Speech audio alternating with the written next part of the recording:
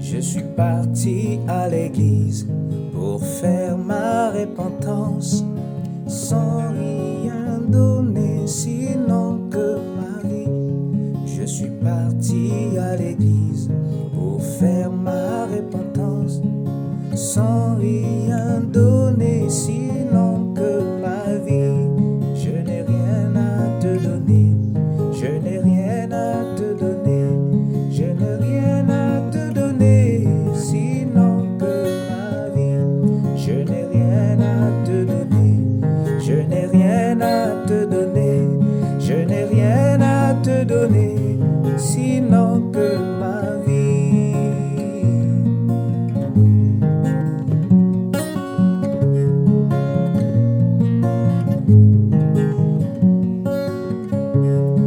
Pour aller au ciel, on ne donne pas de l'argent. Pour aller au ciel, il n'y a pas de compromis. Pour aller au ciel, on ne donne pas de l'argent. Pour aller au ciel, il n'y a pas de compromis. Je vous salue tous au nom du Seigneur Jésus-Christ et nous bénissons notre Dieu qui nous donne encore cette occasion d'être autour de sa parole. Nous allons incliner nos têtes et adresser un petit mot de prière à notre Dieu pour ouvrir notre enseignement. Prions. Notre Père bien-aimé, nous nous approchons de toi sous le sang versé de l'agneau, recommandons toutes choses à toi et prions que tu nous regardes au travers du sang. Accorde qu'au travers de ta parole, Seigneur, par le Saint-Esprit, nous puissions encore être rendus parfaits en ce jour. Nous recommandons la parole à toi pour que tu l'amènes droit dans nos cœurs par la puissance de la rédemption du Christ. Entre tes mains, nous nous recommandons donc, ainsi que la parole que nous allons aborder à présent, au nom de Jésus, le Fils de Dieu. Amen. Nous prenons nos Bibles dans 2 Rois chapitre 23 et le verset 3. Le passage que nous sommes en train de lire depuis le commencement de notre enseignement sur « Je m'engage ». 2 Rois chapitre 23, le verset 3, et nous lisons. Vous pouvez rester assis comme nous sommes encore chacun chez nous. 2 Rois 23, verset 3.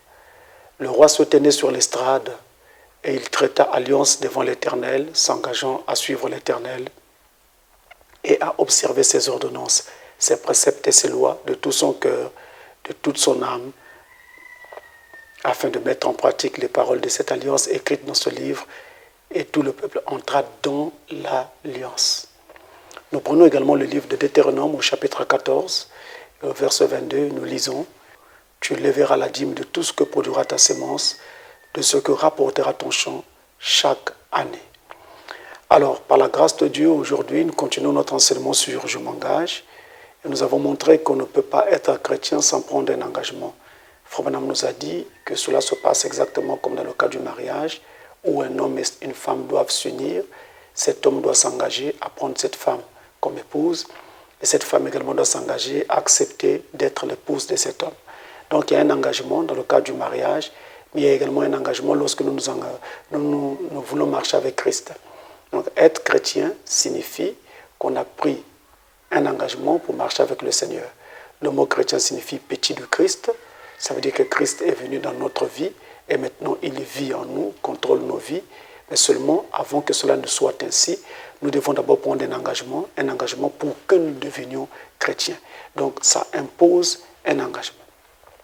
Et l'engagement que nous prenons pour marcher avec Dieu, nous avons vu que dans cet engagement, il y a plusieurs clauses. Et dans ces clauses, il y a des choses comme « Je t'aimerai, Seigneur, si tu me reçois dans ton royaume, je promets que je t'aimerai, je promets que je te serai fidèle ou véridique, je promets que je prierai, je promets que je m'engage, je jeûnerai. » Et il y a plusieurs clauses comme ça, nous avons déjà étudié la plupart d'entre elles. Aujourd'hui, nous sommes en train d'aller vers la fin de notre enseignement avec l'assistance de Dieu. Aujourd'hui, donc, nous abordons la question touchant la dîme, c'est-à-dire « J'apporterai mes dîmes dans la maison du trésor ». C'est la clause sur laquelle nous allons parler aujourd'hui. J'apporterai mes dîmes dans la maison du trésor. Autrement dit, Seigneur, si tu me reçois dans ton royaume, je promets que j'apporterai mes dîmes dans la maison du trésor. Tout comme les premières clauses que nous avons étudiées, je t'aimerai, je te serai fidèle, je jeûnerai, je te servirai jour et nuit, je jeûnerai, je prierai. Eh bien, cette clause également est une clause qui fait partie de cette alliance de cet engagement qui fait de nous donc des chrétiens. Donc de l'alliance que nous avons avec Christ, de l'alliance que nous avons avec notre Dieu. Cette clause fait donc également partie. Alors, la dîme, c'est en fait la 10e partie du revenu ou du butin que l'on consacrait à Dieu. Et donc, quand on dit dîme, on veut simplement dire la 10e partie ou alors le 10e, le 1/10 de ce que vous avez obtenu ou de ce que vous avez eu, de ce que vous avez gagné. C'est ce 1/10 en fait qu'on appelle donc la dîme. Et ce n'est pas quelque chose qui est apparu comme ça, un peu comme au petit bonheur. C'est quelque chose qui a été établi par Dieu depuis l'époque de l'Ancien Testament. Et nous avons donc vu les Hébreux pratiquer la dîme tout au long de la période de l'Ancien Testament. Nous retrouverons également cela dans la période du Nouveau Testament. On va en parler avec l'aide de Dieu. Et il y a eu également d'autres peuples dans l'histoire qui ont pratiqué donc la dîme. Par exemple, les Lydiens, les Carthaginois et bien d'autres peuples encore pratiquaient la dîme. Pour prendre l'exemple de l'Égypte, vous vous rappellerez qu'à l'époque de Joseph, l'Égypte par exemple était allée jusqu'à payer le 1/5 de tout ce que la terre pouvait produire, de tout ce qu'il pouvait avoir comme revenu. Nous sommes dans Genèse chapitre 47 au verset 24 où donc il est question de cela. Et nous voyons également qu'Abraham, lorsqu'il est revenu de la défaite des rois de Babylone, et dans la vallée du Chavé, la vallée du roi, il a croisé le grand Melchisédek. Et il apporta donc à Melchisédek la dîme de tout. La dîme de tout ce qu'il avait gagné lors de cette guerre-là. Et cela est mentionné ainsi. Alors vous savez qu'il est écrit que Abraham est le père de la foi. C'est-à-dire que si nous sommes aujourd'hui des croyants, eh bien le père de tous les croyants, c'est Abraham, à cause de sa foi. Alors si lui, notre père, a vécu ainsi en payant la dîme, que devrions-nous faire? Et nous voyons également que Jacob, lorsqu'il était en fuite et fouillait son frère Ésaü, il avait promis à Dieu, quand Dieu s'est manifesté à lui, à un endroit où il avait passé la nuit, à Bethel normalement, il avait pris une pierre qu'il avait utilisée comme son chevet, il a passé la nuit là, et la nuit quand Dieu s'est révélé à lui pendant son sommeil, il a donc pris la décision, il a promis à Dieu qu'il lui apporterait le 10e de tout ce que Dieu lui accorderait. Il apporterait donc le 10e, le 1/10, la dîme de ce que Dieu lui accorderait. Donc, c'est quelque chose qui était pratiqué par les Hébreux, qui était également pratiqué par bien d'autres peuples à l'époque. Et si vous consultez l'histoire, vous verrez même que dans l'histoire de France, par exemple, il y a bien et bien eu une dîme qui était prélevée pour le compte du clergé. Il y a eu également plusieurs impôts comme ça qui étaient établis tout au long de l'histoire. Et vous pourrez retrouver cela donc dans l'histoire par rapport, là je parlais de la France, mais vous pouvez aussi peut-être trouver cela dans bien d'autres peuples de notre histoire un peu plus contemporaine. Maintenant, à l'époque, lorsque donc on payait la dîme, eh bien c'était une offrande que l'on donnait à Dieu. Je dis bien une offrande. Il faut bien que nous comprenions que c'est vrai qu'il y a une différence entre une offrande, ordinairement parlant, et la dîme. C'est vrai. Mais la dîme fait partie des offrandes parce qu'il y a plusieurs offrandes dans la Bible, plusieurs types d'offrandes. Si le Seigneur le veut, un jour peut-être que nous nous apporterons cet enseignement pour vous montrer les différentes offrandes que nous avons dans la Bible, l'offrande de libation, l'offrande élevée, etc., etc. Il y en a plusieurs. Donc la dîme est l'une des offrandes. Et donc la dîme, lorsqu'on l'apportait donc à Dieu, c'était pour exprimer. Et cela exprime encore la même chose aujourd'hui. En fait, c'est pour exprimer sa gratitude vis-à-vis de Dieu. Donc je veux exprimer ma reconnaissance parce que ce que j'ai eu, je ne l'ai pas eu de moi-même. Ce que j'ai eu, c'est Dieu qui dans sa miséricorde me l'a accordé. C'est pourquoi j'apporte le 1/10 de ce que j'ai eu, que ce soit en travaillant ou je ne sais de quelle façon, mais ce que j'ai eu, j'apporte le 1/10 pour rendre grâce à Dieu, pour être reconnaissant à Dieu pour ce qu'il m'a donc accordé. Et aussi, on apporte la dîme à Dieu parce que la terre sur laquelle nous sommes appartient à Dieu. La terre a un propriétaire. Et donc, nous travaillons sur cette terre, tout ce que nous pouvons faire. Alors, Dieu exige, comme nous travaillons sur une terre qui lui appartient, nous devons donc lui apporter le 10e de ce que la terre nous rapporte. C'est comme si vous alliez quelque part, vous louez un terrain appartenant à quelqu'un d'autre pour faire un travail sur ce terrain-là, ou une plantation, ou bien installer votre entreprise ou votre usine. Mais qu'est-ce que vous faites? Vous devez donc payer un certain impôt, vous devez payer quelque chose à celui qui est le propriétaire de ce terrain-là, parce que le terrain n'est pas à vous.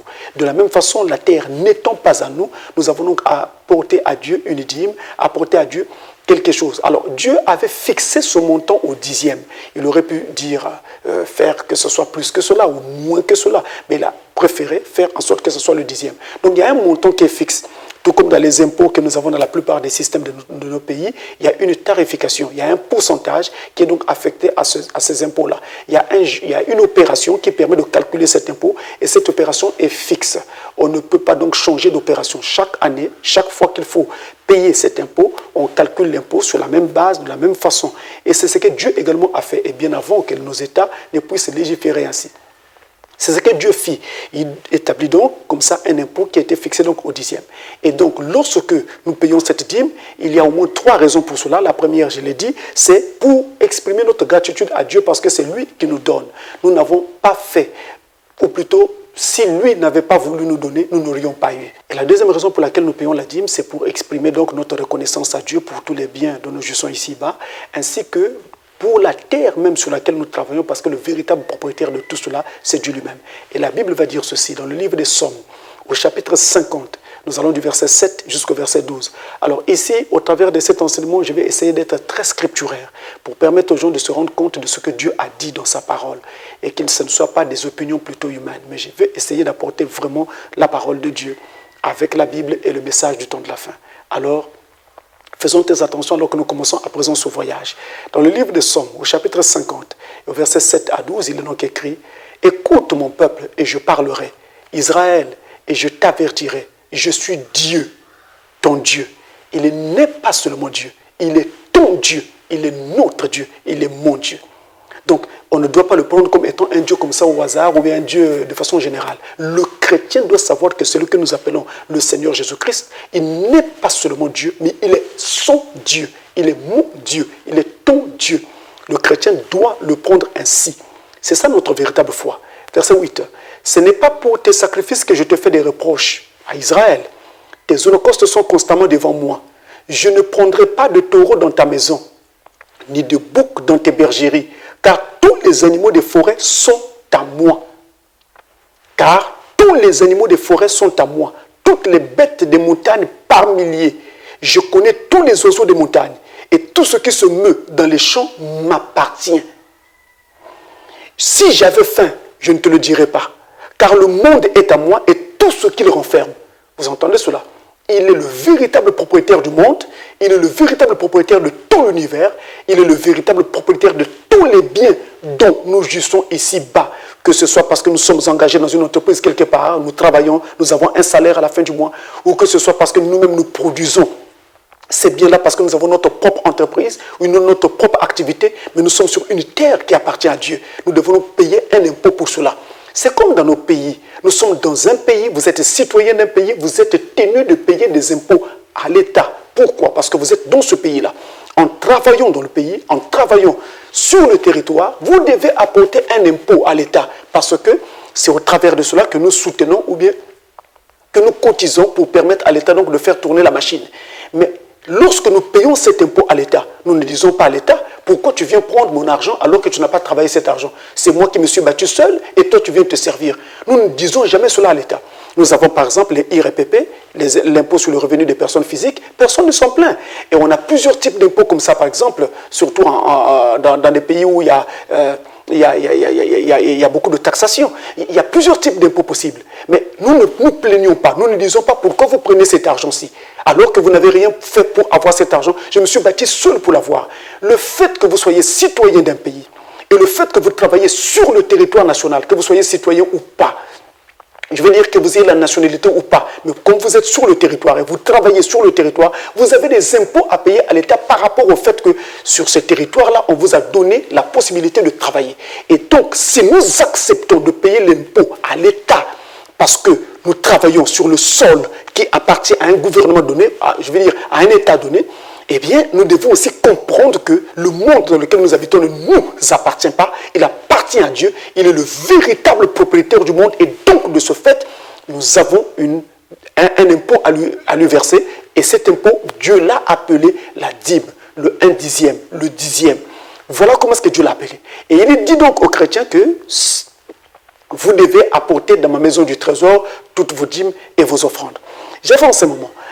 Nous avons donc dit qu'il y a au moins comme ça 3 raisons qui montrent, qui justifient le fait que nous devons donc apporter une dîme à Dieu. J'ai cité 2 raisons. La 3e raison, c'est celle-ci. C'est une raison qui est un peu occultée, mais elle est là, elle est véritable et c'est la parole de Dieu. C'est que l'épouse de Christ, donc l'église que Christ vient pour chercher, cette épouse est elle-même une dîme. Ceci dit, si vous faites partie de l'épouse, vous devez payer une dîme. Si vous ne payez pas de dîme, vous êtes vous-même en train de montrer que vous ne faites pas partie de l'épouse. Alors écoutez ça. Je vous amène dans le prophète d'abord. Dans la prédication des images de Christ. Des images de Christ prêchées le 25 mai 1959, au paragraphe 156, Frobram dit ceci. Paragraphe 156. Frobram dit ceci, je prends la prédication en français. Il dit, ô Seigneur, tu es Dieu, et tu es Dieu à jamais.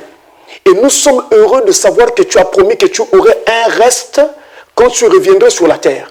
En dépit de tout ce qui peut se passer, il y aura des gens qui vont être prêts. Prêts pour l'enlèvement. Je sais qu'il y a une dîme que l'homme donne à Dieu. Et il y a une dîme prise parmi les gens. C'est peut-être, je dirais, 1/10 sera cet élu qui a été appelé de toute la moisson du monde à travers les âges. Il y a donc une dîme qui sera prise parmi les nations. Une dîme qui sera prise parmi les gens qui se disent tous faisons partie de l'église du Christ. Dieu prendra le 1/10 d'entre eux pour faire son épouse. Alors, notez ceci, c'est que dans l'Ancien Testament, il avait été écrit que tout enfant qui naissait en dehors des liens sacrés du mariage ne devait pas entrer dans l'assemblée des saints jusqu'à la 10e génération.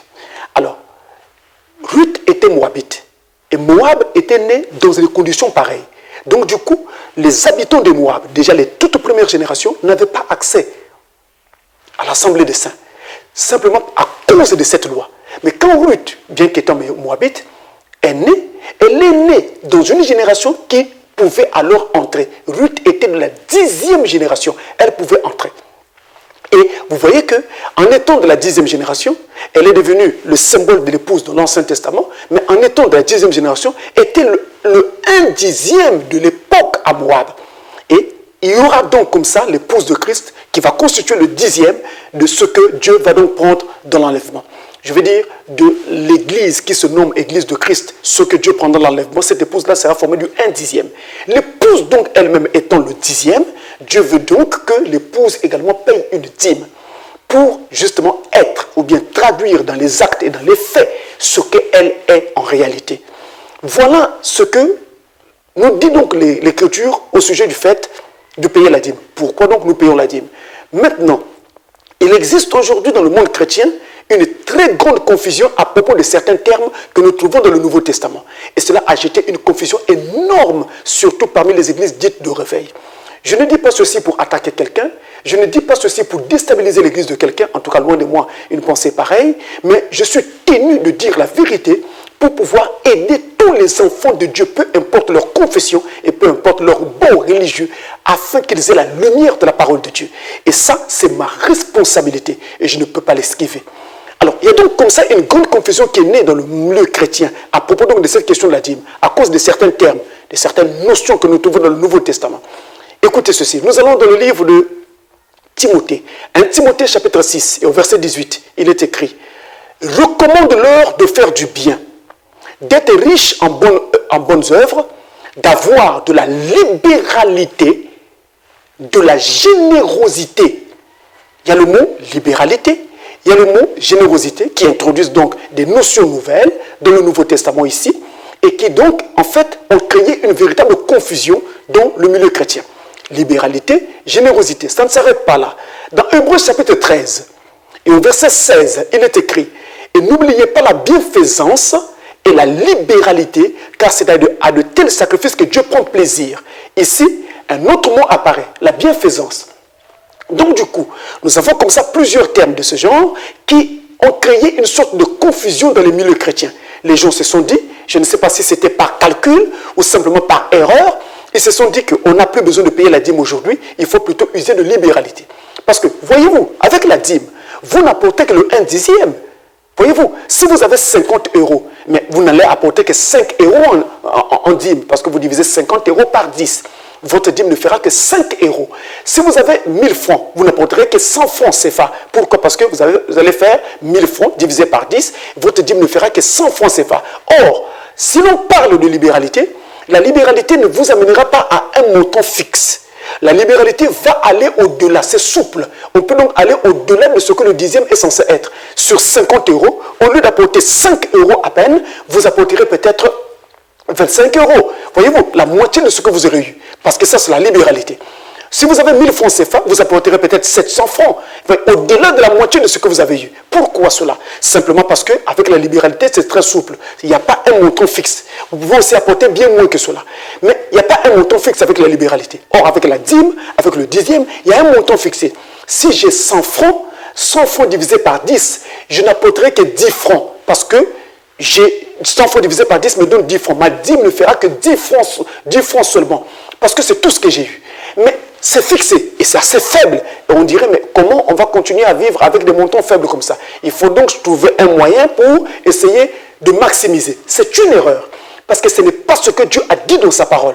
Il ne nous demande pas de bidouiller sa parole ou de la tripatouiller. Il ne nous demande pas de maquiller sa parole. Il nous demande simplement de la rendre telle qu'elle est.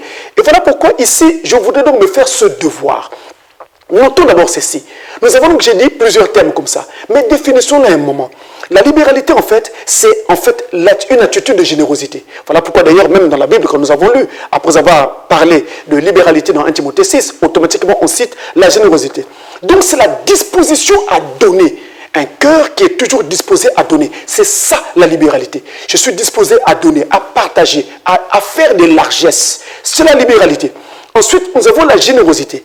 La générosité, en fait, c'est la disposition à toujours vraiment se préoccuper des difficultés d'un autre. On est préoccupé, on appelle ça de la grandeur d'âme. Quelqu'un, quand il voit un autre en souffrance ou en misère ou simplement en difficulté, il est porté à venir en aide à cette personne. Ça s'appelle de la générosité, c'est de la grandeur d'âme. Ça, Dieu ne vous oblige rien, même si dans la Bible c'est recommandé, mais Dieu ne vous oblige rien. C'est vous qui voyez, selon que le Saint-Esprit vous conduit. Il y a la bienfaisance. La bienfaisance, en fait, c'est ce qu'on appelle plus simplement la charité. Donc, justement, la même chose, le fait de partager, le fait de donner. Mais ici, il s'agit en fait de venir en aide toujours à quelqu'un qui est en détresse. Ça, c'est la bienfaisance. Maintenant, à côté de ces termes que je viens de citer, nous avons aussi ce qu'on appelle l'aumône. L'aumône est une offrande que l'on donne à quelqu'un qui est dans le besoin. Donc, un pauvre, un indigent, quelqu'un qui est en difficulté, dans le besoin. Moi, j'ai un peu d'argent, ou peu importe ce que j'ai, je peux donc faire un don. Je peux faire une offrande, je peux partager à cette personne. Donc, quand je partage à cette personne, ce don-là, cette bienfaisance, cette libéralité, cette générosité s'appelle une aumône. C'est une offrande que je fais à un semblable, donc un humain comme moi. Maintenant, si je donne à Dieu un montant qui n'est pas fixe, un montant qui n'est pas limité par une opération ou une formule quelconque, si je donne à Dieu quelque chose de ce genre, ce que je donne à Dieu là s'appelle une offrande. Donc, l'offrande, c'est le don que l'on fait à une divinité, à Dieu, en particulier dans notre cas ici, ou alors à ses représentants. Donc, quand je donne à Dieu, en versant à l'Église en particulier, je fais là ce qu'on appelle une offrande. Et je peux aussi faire une offrande en donnant à un représentant de Dieu, c'est-à-dire un Éphésiens 4, un serviteur de Dieu. Quand je donne à un serviteur de Dieu, mais ça n'a rien à voir avec la dîme. C'est quelque chose que moi-même, sur mon cœur, j'ai senti le poids de donner. À ce moment-là, cette libéralité-là va s'appeler une offrande.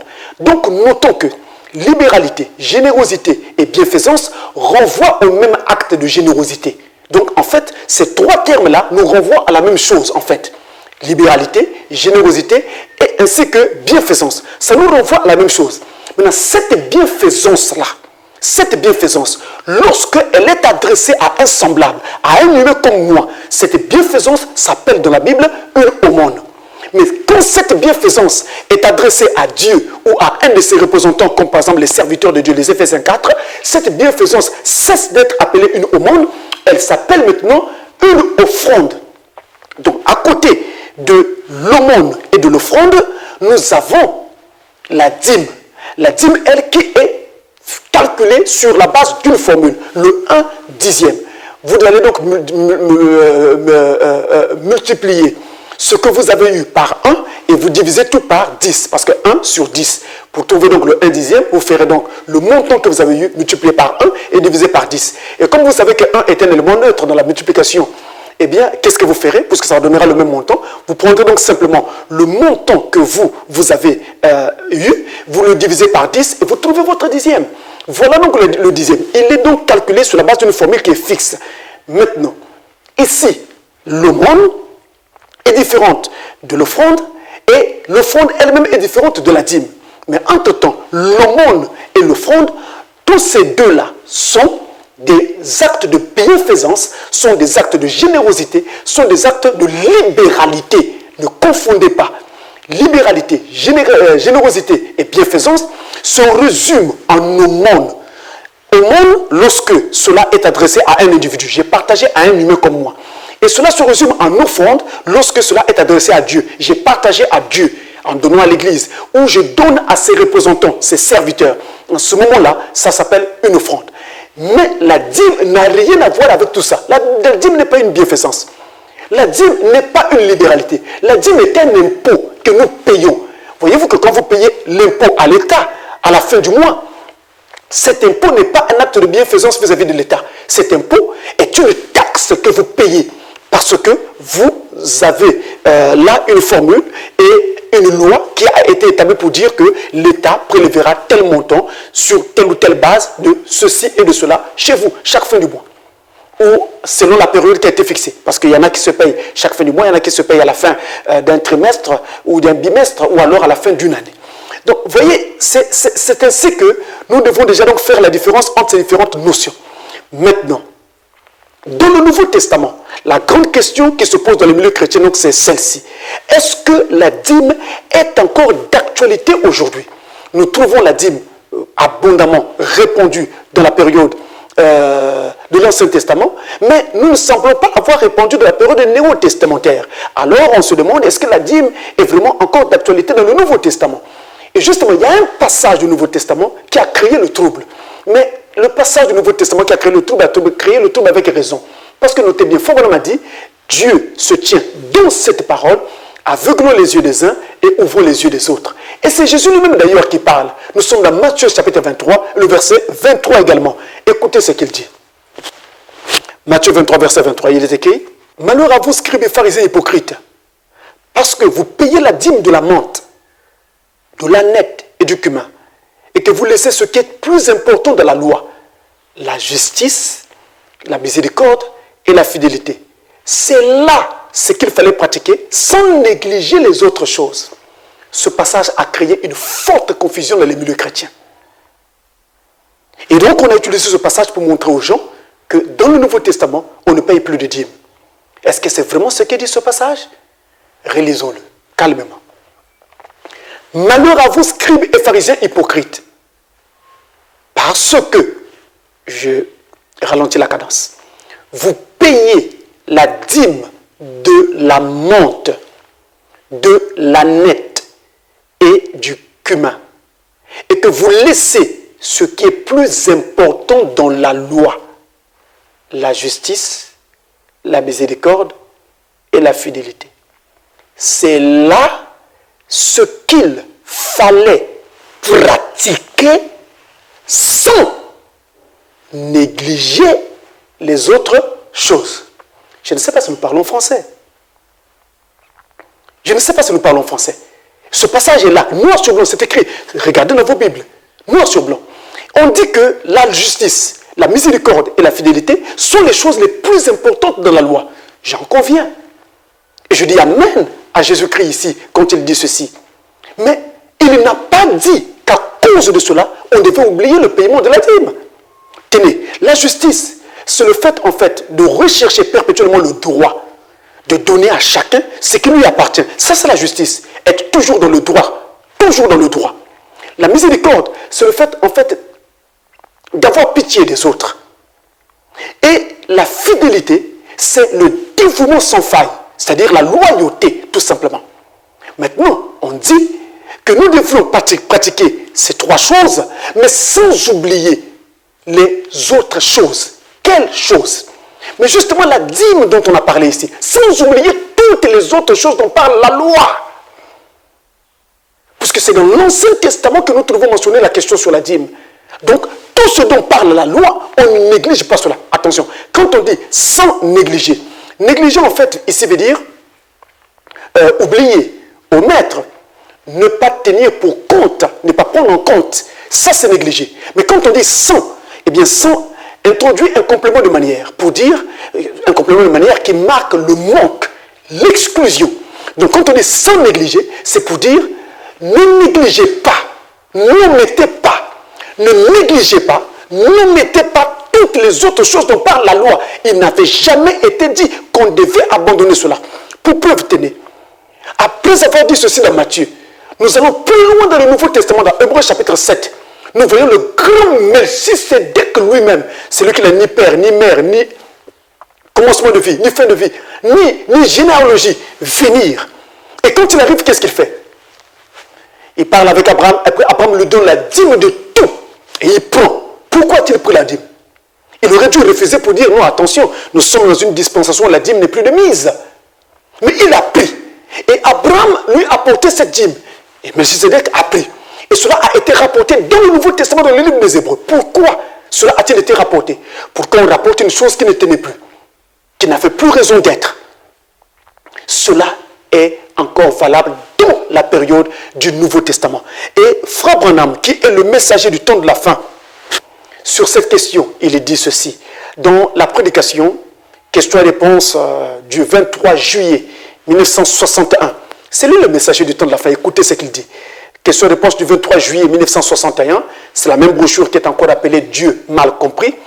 C'est la question numéro 136. On lui a posé cette question. Question numéro 136, paragraphe 42 jusqu'à 45. Alors je vais faire une lecture saute-mouton pour gagner du temps. Il dit, on lui pose la question. Est-ce qu'un chrétien peut aller au ciel si il ou elle ne paye pas la dîme? Si il ou elle, donc chrétien homme, chrétien femme, si il ou elle ne paye pas la dîme, est-ce qu'il peut aller au ciel? On lui pose cette question. Frère Branham répond. Maintenant, celle-là en est une à laquelle je ne pourrais pas répondre par les Écritures. Frère Branham est clair. Je n'ai pas une écriture qui dit, si vous ne payez pas la dîme, vous n'irez pas au ciel. Je n'en ai pas. Ça, c'est ce qu'il commence par dire. Et nous respectons ce qu'il dit là. J'y crois. J'avance. Il continue. Mais pour ce qui est de ce Père, Fils et Saint-Esprit, si ce pasteur est sincère, faites-le nous savoir. Voyez-vous, nous serions heureux, frère Neville et moi-même, frère Bill, frère Collis, ou n'importe lequel des prédicateurs ici qui est ordonné à ce ministère peut le faire. Donc parler avec un prédicateur qui, je crois, avait un problème à ce sujet. Il continue. Bon, revenons à ceci. Est-ce qu'un chrétien n'ira pas au ciel parce qu'il ne paye pas la dîme? Je ne pourrais pas répondre oui ou non à cela. Mais je crois réellement que tout chrétien est tenu de payer ses dîmes. Car c'est un commandement du Seigneur. Ça, c'est le messager de l'âge. Car c'est un commandement du Seigneur. Et heureux ceux qui gardent tous ces commandements afin d'avoir le droit d'entrer dans la vie, l'arbre de vie. Donc je crois réellement que payer la dîme est essentiel à l'expérience chrétienne. Et il continue. J'aborderai cela avec une autre question dans quelques instants. Je sais qu'il y en a une autre qui se rapporte à cela. Nous en viendrons à cette question-là, également dont il parle. Vous voyez, il dit que payer la dîme aujourd'hui est essentiel à l'expérience chrétienne. Et il croit dans le paiement de la dîme. Ça se Malachie 4, le messager du temps de la fin.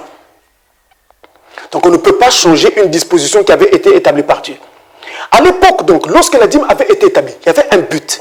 D'ailleurs, j'en profite ici pour vous dire que la dîme a évolué avec le temps. Si vous lisez l'Ancien Testament, vous allez voir qu'il y avait des clauses au sujet de la dîme qui ne s'appliquent plus un peu plus tard. Dans l'Ancien Testament déjà, ça ne s'applique plus déjà un peu plus tard.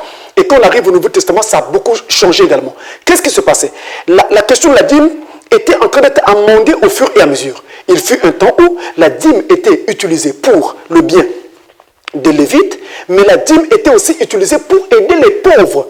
Ceci dit, vous avez par exemple dans Deutéronome au chapitre 14 un endroit où il est écrit, quand quand quelqu'un avait donc une dîme à payer, il allait avec sa dîme dans la ville où on devait la payer, et une fois arrivé à cet endroit-là, il achetait à manger avec, et il mangeait là en ce lieu-là. Avec cet argent-là. Parce qu'à cette époque-là, cette disposition, telle que je viens de la citer là, était ainsi. Mais au fur et à mesure, cela a évolué, et finalement, il n'y a eu que les Lévites qui sont restés les seuls concernés par cette question de la dîme, au fur et à mesure qu'on avançait. Alors, dans le livre de Nombres, au chapitre 18, et au verset 22 et jusqu'à 24, la Bible donc nous montre à quoi donc devait servir la dîme, à qui donc cela devait donc aller. Nombre chapitre 18, verset 22 à 24. Suivez-moi bien. Suivez-moi bien, ça commence à devenir très, très sérieux. Les enfants d'Israël n'approcheront plus de la tente d'assignation, de peur qu'ils ne se chargent d'un péché et qu'ils ne meurent. Donc, ils ne doivent plus s'approcher de la tente. D'autres personnes ont été choisies pour faire ce travail. Naturellement, les Lévites. Il continue. Verset 23. Les Lévites feront le service de la tente d'assignation et ils resteront chargés de leurs iniquités. Ils n'auront point de possession au milieu des enfants d'Israël. Ils n'auront point de possession au milieu des enfants d'Israël. Ce sera une loi perpétuelle parmi vos descendants. Je donne comme possession aux Lévites les dîmes que les enfants d'Israël présenteront à l'Éternel par élévation. C'est pourquoi je dis à leur égard, ils n'auront point de possession au milieu des enfants d'Israël. Les Lévites, justement, n'ont pas eu de possession. Quand Israël est rentré en terre promise et que le pays devait être partagé, essayez de regarder la carte, surtout la carte ancienne, vous ne verrez pas une tribu de Lévites quelque part, installée sur le territoire. Il n'y en avait pas. Mais chacune des tribus plutôt, avait un territoire sur le sol que Dieu leur avait donné. Azer en avait, Nephtali en avait, Ephraïm en avait, Gad en avait, Juda en avait. Mais Lévi était la seule tribu qui n'en avait pas. Lévi n'avait pas de territoire en Israël. Dieu dit, vous, je vous prive d'un territoire parce que vous êtes choisis pour me servir. Je vais vous donner quelques villes dans le territoire de vos frères. C'est ainsi que quelques villes avaient été choisies dans tel et tel lieu pour qu'eux, ils soient là, pour qu'ils vivent et qu'ils restent au service de Dieu. Mais ils n'avaient pas un territoire propre à eux. Ils n'en avaient pas. Et comme Dieu les avait dépossédés, comme Dieu ne leur avait pas donné une possession, c'est pourquoi Dieu dit, à la place de cette possession de la terre, moi, je vous donne les dîmes de tous vos frères. Je leur ai donné de la terre. Quand ils vont travailler sur ces terres-là, ils apporteront le dixième de ce que la terre leur produira. Et ils vous l'apporteront. C'est ce que je vous donne en possession. Donc à l'époque, voilà la raison pour laquelle les Lévites vont être chargés de prendre la dîme des mains de leurs frères. Et voici donc la raison pour laquelle Dieu va choisir de donner la dîme aux Lévites. Parce qu'ils n'avaient pas de possession. Et donc, comme ils n'avaient pas de possession, ils n'avaient pas un lieu qu'ils pouvaient cultiver. Donc faire par exemple des champs, faire de l'élevage et autres. Ils n'avaient pas un territoire propre à eux. Alors, pour les soutenir, pour qu'ils les aident à vivre, les dîmes apportées par leurs frères leur servaient de salaire, leur servaient de rémunération, leur servaient pour pouvoir prendre soin d'eux et donc vivre. C'est ainsi que la dîme était apportée aux Lévites. Et Frère Branham est d'accord avec la question. Jusqu'à ce jour, c'est ainsi que cela marche. Voici, Frère Branham dit ceci dans la prédication. L'Église, choisissons la loi au lieu de la grâce. The Church choosing love for grace. Prêché le 16 mars 1961, au paragraphe 31, Frère Branham dit ceci, au paragraphe 31. God will provide the works. Dieu pourvoira les œuvres. If you just walk in grace, quand vous marcherez dans la grâce, you'll be more at work than you are right now with the Ladies' Aid Society. Vous serez plus au travail maintenant que vous l'êtes avec la société d'aide des dames. And all the other nonsense that have been added into the church. Et tout le non-sens, les autres non-sens qui ont été ajoutés dans l'église. Subsuppers to pay the preacher. Les dîners pour payer le prédicateur. Where do you ever get such a thing as that scripture? Vous ne trouverez jamais une écriture pareille. Has paid the preacher. Les dîmes payent le prédicateur. Is to live by the tithe of the people. Il est censé vivre avec les dîmes du peuple. But we have to get something else to do. Vous devez avoir quelque chose d'autre à faire. We have to have our part into it. Nous devons avoir quelque chose à faire là-dedans. And then if they can't make it up, et s'ils ne peuvent pas le faire, there's another society will do it. Alors une autre société le fera. Another society, une autre société. God's way is right. La voie de Dieu est la meilleure. tithes and offerings goes to Levi. Les dîmes et les offrandes vont à Lévi, which was the minister, qui était le prédicateur. If everybody would pay their tithe, you wouldn't have to have any surplus. Si chacun pouvait payer sa dîme, vous n'auriez pas ces dîners. Si you adopted something else and leave the tithing off, voyez, vous avez adopté quelque chose d'autre, vous avez abandonné le paiement de la dîme. See, it's an Old Testament argument. Ils disent que c'est un argument de l'Ancien Testament. I'd like for you to prove it to me. Je voudrais que vous me le prouviez. That's right, c'est correct. You can't do it by God's word. Vous ne pouvez pas le faire par la parole de Dieu. It's a New Testament order too. C'est aussi un commandement du Nouveau Testament. God makes one order. It can never be changed. Dieu a donné un commandement et cela ne peut jamais être changé. It has to remain that way. Cela doit demeurer ainsi. Vous voyez, ça c'est le messager de l'heure. On ne peut donc pas changer ce que Dieu a établi. Et il est clair ici que cela était destiné au ministre, à Lévi. Et cela est le cas aujourd'hui. Donc au fur et à mesure que la question d'hymne a évolué à l'époque de l'Ancien Testament, jusqu'à ce qu'on arrive au Nouveau Testament, les autres attributions pour lesquelles on payait donc la dîme étaient abandonnées. C'est-à-dire que aider par exemple les pauvres, ils pouvaient manger avec cet argent et tout le reste. Tout cela était abandonné. Lévi seul est resté sur la question et donc cela va à Lévi. Et Frère Branham, qui est le messager du temps de la fin, qui nous apporte donc la lumière du temps du soir, qui ramène la parole entière, eh bien, dit que cela est donc destiné à Lévi, comme cela avait finalement été établi quand nous arrivions à la fin de la perfection de cet ordre-là qui avait commencé depuis l'époque de l'Ancien Testament. Maintenant, notez, Lévi qui perçoit la dîme, Lévi lui-même doit aussi payer une dîme après l'avoir perçue. Et ça, c'est aussi quelque chose qui est fondamental. Donc la dîme ne concerne pas que les enfants de Dieu, je veux dire les chrétiens, la dîme concerne aussi les prédicateurs. Eux-mêmes sont chrétiens pour commencer. Et donc tout celui qui se dit chrétien est aussi concerné par cette cause, par cet engagement vis-à-vis de Dieu. Le pasteur ou le prédicateur doit également payer sa dîme. S'il ne le fait pas, il sort de la volonté de Dieu. Et donc Dieu dit ceci à Lévi. Je te donne la dîme, mais voici ce que toi aussi tu feras une fois que tu as perçu cette dîme. Nous allons dans le livre de Nombres toujours, au chapitre 18, versets 25 à 28. Il est écrit ceci. L'Éternel parla à Moïse et dit, tu parleras aux Lévites et tu leur diras, lorsque vous recevrez des enfants d'Israël la dîme que je vous donne de leur part comme votre possession, vous en prélèverez une offrande pour l'Éternel. Une dîme de la dîme. Et votre offrande vous sera comptée comme le blé qu'on prélève de l'air et comme le mou qu'on prélève de la cuve. C'est ainsi que vous prélèverez une offrande pour l'Éternel sur toutes les dîmes que vous recevrez des enfants d'Israël. Et vous donnerez au sacrificateur Aaron l'offrande que vous en aurez prélevée pour l'Éternel. Donc, quand Lévi a reçu les dîmes, il doit prélever une offrande sur ces dîmes-là. Et qu'est-ce qu'il doit en faire? Une fois qu'il a prélevé cette offrande-là sur les dîmes, et cette offrande sera également calculée sur la base du 1/10, la même règle, c'est une dîme, donc on va appliquer le 1/10 à cela. Alors cette dîme qu'il a prélevée est appelée dîme de la dîme. Cette dîme de la dîme, qu'est-ce qu'il va en faire? Il doit la donner au souverain sacrificateur Aaron. Alors vous voyez que Lévi est un serviteur de Dieu, mais au-dessus de lui, il y a un souverain sacrificateur de qui donc en fait il dépend. C'était Aaron à l'époque. Et donc il prenait cette dîme de la dîme, il donnait à Aaron, qui était le souverain sacrificateur. Donc de qui ces différents lévites en fait dépendaient? Parce qu'ils étaient tous selon l'ordre, sous l'ordre d'Aaron.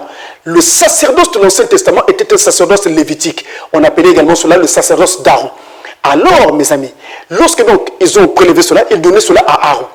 Aujourd'hui, qu'est-ce qu'on fait quand on prélève cela? Un serviteur de Dieu, quand il a prélevé cette dîme de la dîme, il peut donc la donner au serviteur de Dieu qu'il considère comme étant son ancien. Il prend cette dîme, il donne cela à son ancien, à son père spirituel. Voilà comment il procède. Et si vous êtes vous-même un père spirituel, parce que je veux dire que vous avez des enfants sur vous. Qu'est-ce que vous faites avec la dîme, de la dîme que vous percevez? Puisque vous n'avez pas quelqu'un à qui vous irez la donner. Eh bien, vous prendrez cette dîme, vous la donnerez aux ministres pour pouvoir les aider, ou alors vous allez simplement la donner, l'affecter à autre chose, c'est-à-dire, par exemple, aux œuvres de Dieu. Et frère, madame, veuillez y arriver. Donc, question-réponse ici, numéro 2. Question-réponse numéro 2 de 1964, donc le 23 août 1964, soir, à la page 1034 dans le COD en anglais, et au paragraphe 184, Fabram dit, eh bien, cet argent-là, il le donnait au ministre, et quand il ne pouvait pas le donner au ministre, parce qu'à l'époque, la loi américaine lui avait créé des petits problèmes pour lui dire, eh bien, tu devais d'abord payer l'impôt là-dessus. Alors, qu'est-ce qu'il faisait? Pour éviter d'avoir des problèmes avec la loi, il prenait cet argent, mettait cet argent de côté et l'utilisait pour les missions outre-mer. Donc, pour financer ses propres campagnes quand il partait pour prêcher outre-mer. Vous trouverez cela dans la citation que je viens de vous donner. C'est ainsi qu'il utilisait cet argent.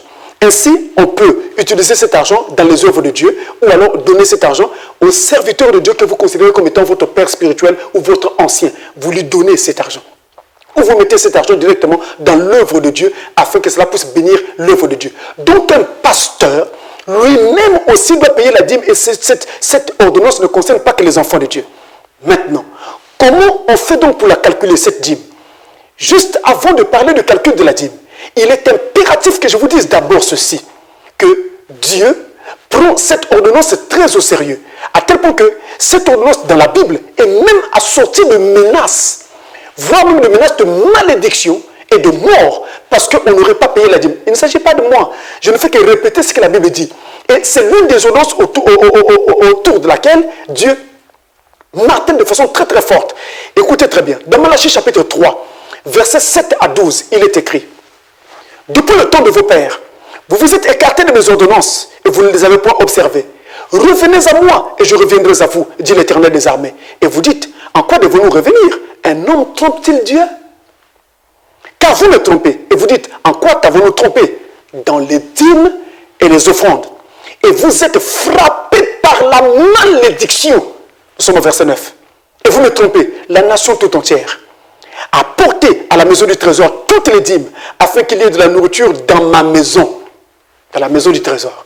Mettez-moi de la sorte à l'épreuve, dit l'Éternel des armées, et vous verrez si je n'ouvre pas pour vous les écluses des cieux, si je ne répands pas sur vous la bénédiction en abondance. Pour vous, je menacerai celui qui dévore, et il ne vous détruira pas les fruits de la terre.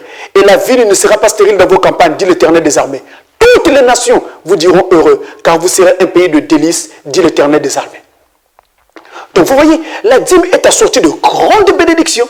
Dieu dit même qu'il va ouvrir les écluses des cieux pour vous. Même si votre dîme n'a fait qu'un petit centime, mais même si ce n'est qu'un petit franc, Dieu va répondre d'abondantes bénédictions parce que c'est ce qui est prévu. Donc la dîme n'est pas une question de montant. Parce que j'ai payé une grosse dîme, alors Dieu me bénira plus. Non. La dîme est une question d'observation de la règle. Parce que la règle est équitable. Le 1/10 pour tous. 1/10 de ce que j'ai eu. Si j'ai eu peu, mais ce sera 1/10 de ce peu. Si j'ai eu beaucoup, ce sera 1/10 de ce que j'ai eu, de cette abondance-là. Donc, c'est la règle, elle est équitable pour tout le monde. Personne ne paye plus, personne ne paye moins en fait. C'est la règle pour tous et donc elle est équitable. Et Dieu dit qu'il bénira. Il va même jusqu'à dire, pour vous, je menacerai celui qui dévore. Et là, je parle par exemple à mes confrères africains, surtout dans nos pays où quand quelqu'un monte avec une activité, il y a la famille qui se lève pour essayer donc de l'ensorceler, de jeter des sorts pour qu'il puisse faire naufrage, que son entreprise puisse fermer les portes, et tout ce que vous savez. Eh bien, Dieu dit, pour vous, je menacerai celui qui dévore. Donc, si quelqu'un, par des moyens occultes, veut faire obstruction au travail que vous faites, veut faire obstacle à votre entreprise, sur votre chemin, Dieu détruira cette personne. Il promet qu'il va détruire ce que ces gens essaieront de faire, voire même détruire cela. Pour vous, je menacerai celui qui dévore et il ne vous détruira pas le fruit de votre travail. Donc le fruit de mon travail, le fruit de mes mains est garanti être béni par Dieu si et seulement si je paye ma dîme sans transiger avec. Je paye ma dîme régulièrement, je paye ma dîme complètement. Je dis bien régulièrement et ensuite complètement, je me garantis les bénédictions du ciel. Et si jamais la bénédiction est absente, j'ai alors de la force. Je peux aller devant Dieu pour dire, Seigneur, tu avais promis. Et si jamais je connais une difficulté dans mon travail, je peux aller devant Dieu pour dire, Seigneur, j'ai payé mes dîmes. Vous voyez, le ciel est obligé de reconnaître la véracité de votre argument. Parce que justement, le ciel est témoin de ce que vous faisiez. Il a été témoin. Et donc, votre requête sera acceptée, reçue. Et vous aurez gain de cause. Dieu ne ment pas. Dieu ne ment point. Et Dieu ne peut mentir. Et je sais que cela est ainsi. Alors, tenez. Il dit encore, vous êtes frappés par la malédiction lorsque vous ne payez pas. Et attendez frères, ne pas payer, ou alors payer de façon irrégulière, payer de façon incomplète, c'est la même chose que ne pas payer. C'est une insulte devant Dieu. C'est comme si vous disiez à Dieu, Seigneur, tu avais demandé le 1/10, mais je trouve que ça, c'est trop. Pourquoi je vais prendre tout ça et aller donner à un petit prédicateur? Non, non, non, non, non. Je vais juste donner le peu ici, ça lui suffira. Vous êtes en train d'insulter Dieu. C'est-à-dire que pour vous, Dieu n'a pas d'importance. Vous êtes en train de l'insulter. Et c'est si grave. Mieux vous-même ne pas faire que de se comporter de la sorte. Parce que c'est manquer du respect à Dieu. Ainsi, quand nous payons notre dîme, la dîme doit être payée de façon complète. Tout le 1/10 doit être versé. La dîme doit être payée de façon régulière et non pas de façon irrégulière. Donc chaque fois que je dois apporter ma dîme, je dois veiller à ce qu'elle soit régulière, elle soit complète. Dieu l'exige ainsi. Alors, tenez mes amis, tenez. Et il dit donc, vous êtes frappés de la malédiction si vous n'apportez pas. Vous êtes frappés par la malédiction. J'ai toujours dit, si un homme me maudit, Dieu peut intervenir pour moi, combattre pour moi et me délivrer. Mais si Dieu lui-même me maudit, qui intercédera pour moi? Alors ça n'est fait de moi, c'est fini. Je serai complètement à terre sous peu de temps. Vous savez frère, la vie tourne, c'est comme une roue. La vie tourne. Ce que vous êtes aujourd'hui ne garantit pas ce que vous serez demain. Vous pouvez être cousu d'argent aujourd'hui, mais demain, vous ne savez pas de quoi la vie peut être faite. Vous avez autour de vous, nous avons autour de nous des exemples de personnes qui étaient très riches. Aujourd'hui, même le sel, pour que sa femme mette dans la nourriture, à la cuisine, il doit aller demander aux voisins. Même acheter du sel devient un problème. Donc c'est vraiment très sérieux. La vie tourne. Et on ne sait jamais. Il faut toujours se mettre du côté de Dieu. Et il faut toujours avoir Dieu à ses côtés. Et éviter de se créer des problèmes avec Dieu. Parce que quand vous vous créez des problèmes avec Dieu, au début, vous ne voyez rien. Mais sachez qu'au moment où vous avez créé le problème, Dieu a déjà commencé à vous poursuivre. Et il finira par vous atteindre parce que cette malédiction vous atteindra. Et Dieu ne peut pas mentir. S'il ne ment pas quand il promet guérison, s'il ne ment pas quand il promet bénédiction, richesse et prospérité, eh bien, il ne ment pas également quand il promet malédiction et quand il promet malheur. Il ne ment pas. Voyez ce que dit l'Écriture.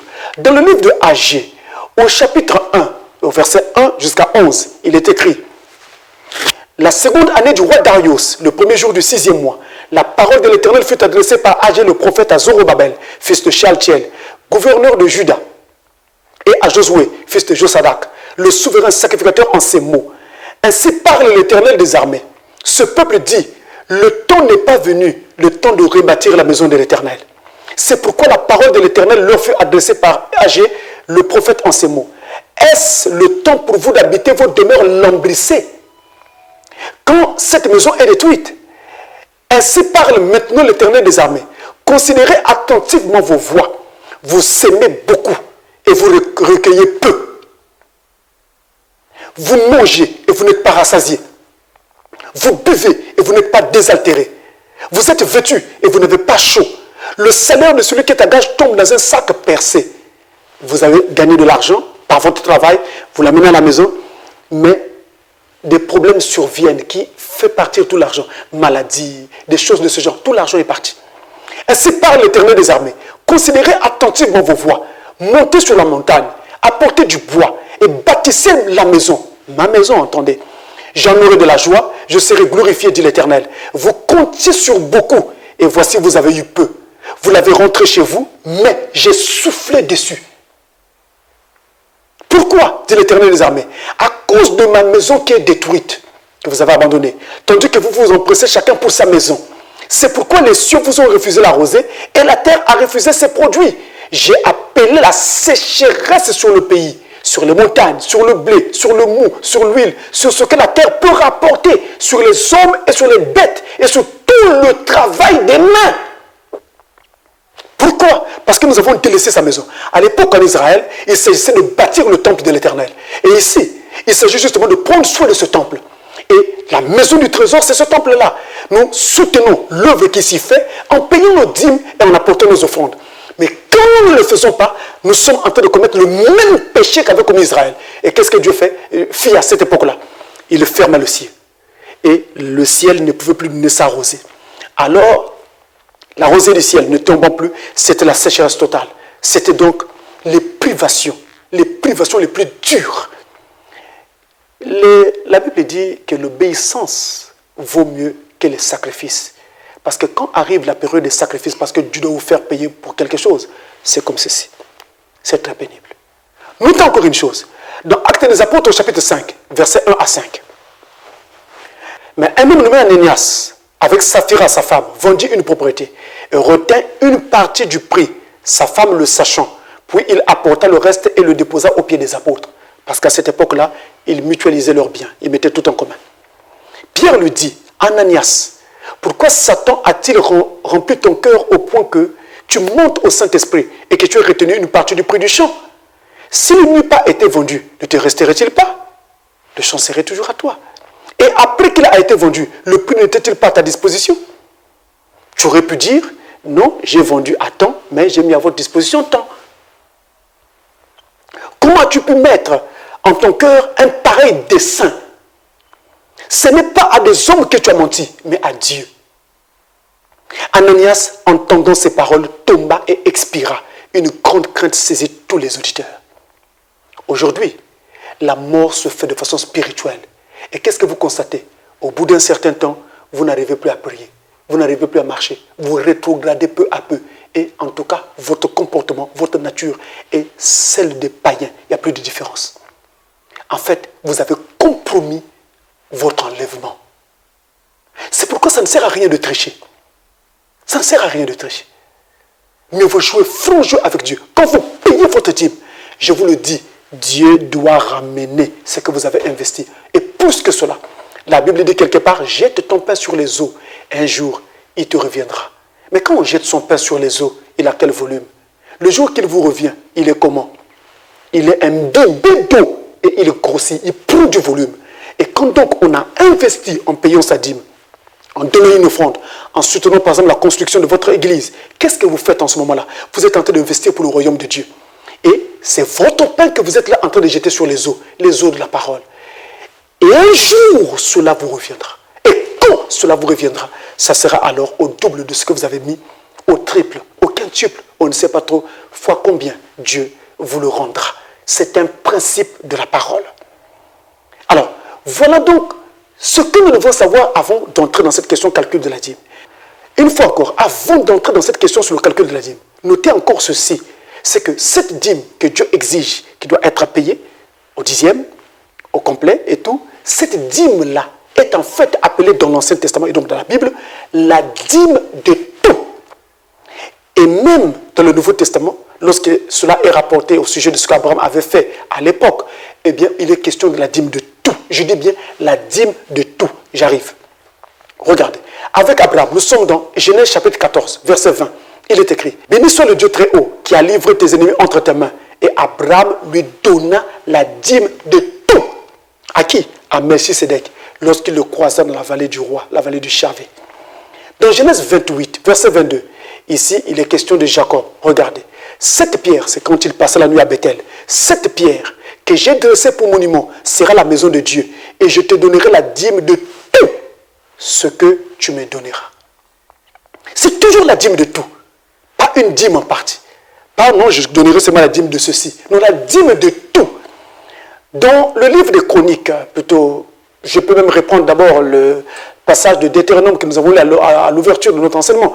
Deutéronome 14, verset 22, il est écrit, « Tu lèveras la dîme de tout ce que produira ta sémence, de ce que rapportera ton champ chaque année. » C'est la dîme de tout, toujours de tout. Dans 2 Chroniques 31, verset 5, il est écrit, « Lorsque la chose fut répandue, les enfants d'Israël donnèrent en abondance les prémices du blé, du mou, de l'huile, du miel et de tous les produits des champs. Ils apportèrent aussi en abondance la dîme de tout. C'est toujours la dîme de tout. Je dis bien de tout. Entendez, de tout ce qui te revient. Tout ce qui me revient, j'ai une dîme à payer là-dessus. Et je vous dis, mes frères, la dîme est d'abord une question d'amour. Je ne sais pas si le Seigneur le permet. J'aurai l'occasion de lire une citation comme ça dans le prophète. C'est d'abord une question de cœur. C'est une question d'amour. Ce n'est pas une question d'abord ici de principe. C'est d'abord le cœur. C'est parce que j'aime Dieu. Je t'aimerai. C'était la première des clauses. Je t'aimerai, Seigneur. Seigneur, si tu me reçois dans ton royaume, je promets que je t'aimerai. J'engagerai tout mon amour pour toi. Et puis après, on dit, j'apporterai toutes mes dîmes dans la maison du trésor. Oui, toutes mes dîmes dans la maison du trésor. C'est la dîme de tout. Donc, on ne triche pas. Tout ce que j'ai eu, c'est ce que j'apporte à Dieu. Alors, la dîme peut se payer sur un salaire. La dîme est censée se payer sur ce que j'ai reçu comme don, comme legs. La dîme est censée se payer sur tout ce que j'ai reçu et également sur une personne morale, c'est-à-dire une entreprise, une activité. Maintenant, comment on fait? Tenez, sur le salaire, un salaire, c'est beaucoup de choses à la fois. C'est beaucoup de choses avec un salaire. Dans un salaire, vous avez d'abord ce qu'on appelle le salaire fixe ou le salaire de base. Il est fixe, ce montant-là. Et ce montant-là, en fait, il est fixé par l'employeur.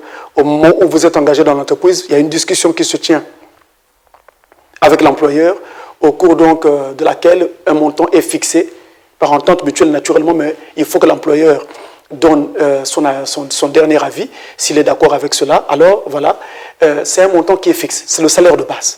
Ensuite s'ajoutent les primes et les gratifications qui vont venir s'ajouter sur ce salaire. Ce sont ces éléments-là qui grossissent en fait votre salaire. Mais le salaire de base, il est vraiment, il peut être tout à fait modeste. Ça dépend des différentes des lieux où vous travaillez ou de l'entreprise dans laquelle vous êtes. Ensuite, il s'ajoute donc les primes et les gratifications qui vont grossir ce salaire-là.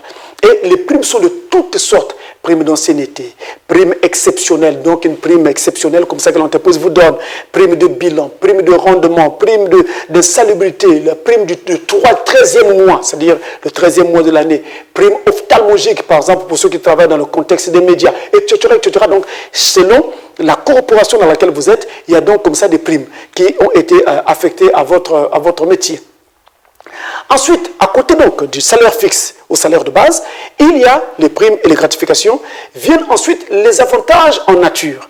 Les avantages en nature sont de toutes sortes. L'entreprise peut vous faire des dons en nature, des dons de biens, des dons de meubles, ça dépend. Ensuite, il y a les heures supplémentaires. Alors, je vais revenir sur les avantages en nature, je vais y revenir. Vous avez les heures supplémentaires. À côté des heures supplémentaires, toujours dans le salaire, vous avez les retenues. Et il y a plusieurs sortes de retenues également. C'est-à-dire qu'on vous retient de l'argent. Alors, il y a des retenues, par exemple, pour absence, parce que vous n'étiez pas là. Vous avez manqué le travail pendant 2-3 jours. Cela a été retiré, déduit de votre salaire. Il y a des retenues, par exemple, pour le paiement des impôts, par exemple, l'impôt sur le revenu des personnes physiques, IRPP. Donc, on déduit cela de votre salaire. Vous allez trouver donc que dans votre salaire, cela sera déjà déduit parce que cela va être envoyé au percepteur d'impôts. Ensuite, il y a des retenues, par exemple, pour la caisse de sécurité sociale, c'est-à-dire la retraite, pour préparer votre retraite. Et donc, on retient une partie d'argent. Ici, chez nous, ça s'appelle la CNSS. Et la Caisse nationale de sécurité sociale. Et donc, on retient de l'argent. Cela est déduit, une partie est déduite de votre salaire. Il y a une autre partie que l'employeur donne, mais il y a une partie qui est déduite de votre salaire. Je crois que c'est 4% du montant. Ensuite, il y a aussi des retenues pour cause d'avance sur salaire. Donc, pendant le mois, vous vous êtes retrouvé dans un besoin, vous êtes adressé à l'entreprise et une avance vous a été octroyée, donc un acompte. Et au moment où le salaire est payé à la fin du mois, on retire cette partie qui vous avait été octroyée. Ça, c'est donc une retenue également. Et donc, après cela, viennent les indemnités compensatoires des congés payés.